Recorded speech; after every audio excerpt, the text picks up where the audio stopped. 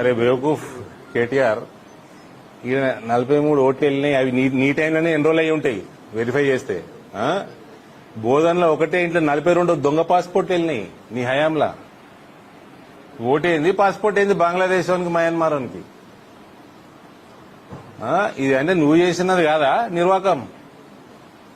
నువ్వు మీ అయ్య చేసిన నిర్వాకమే కదా.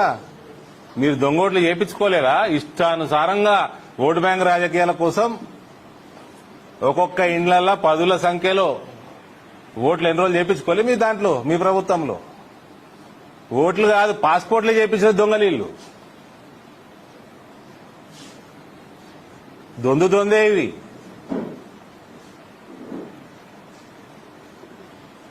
మళ్ళా నేను పేరు తీసుకోను, మీకు అర్థమైంది, రాసుకోండి.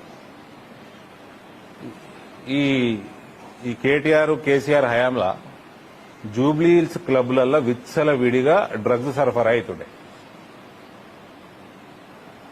ఈ ఈవినింగ్ క్లబ్స్, పబ్బులు, క్లబ్బులు ఇవన్నీ జూబ్లీ హిల్స్ లో రోడ్ నెంబర్ 45 36 లోనే అత్యధికంగా ఉంటాయి. ఇప్పుడు వచ్చే ఏదైతే ఎలక్షన్ వస్తుందో ఆ కాన్స్టిట్యున్సీలనే ఉంటాయి. డ్రగ్స్ సరఫరా అత్యధికంగా ఉంటుండే కేటీఆర్ హయాంలా. జూబ్లీ హిల్స్ లా, లోకల్ జూబ్లీ హిల్స్ లా ఎవరు కనుసన్నలో నడుస్తుండే? ఎవరు కనుసన్నలో నడుస్తుండే తెలియదా? మళ్ళా కొందరు సినిమాల్లో, కొందరు ఇన్ఫ్లుయెన్షియల్ పీపుల్ దొరుకుతారు. దొరికిన వాళ్ళని కేటీఆర్ నువ్వు ఇచ్చిపెట్టియలే మీ డిపార్ట్మెంట్, పోలీస్ డిపార్ట్మెంట్ లా. సమాజానికి డ్రగ్స్ అలవాటు చేసే దాంట్లో జూబ్లీ హిల్స్ నాయకుడు, మీ టీఆర్ఎస్ నాయకుడు ఎవరు ఉండే మరి అప్పుడు?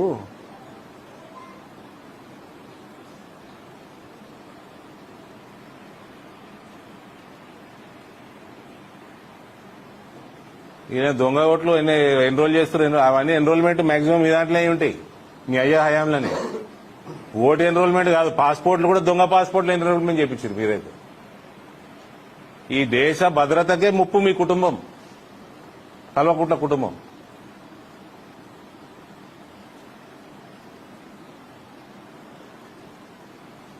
ఇప్పుడు టీఆర్ఎస్ పార్టీ కుక్క కూడా అంతలేదు.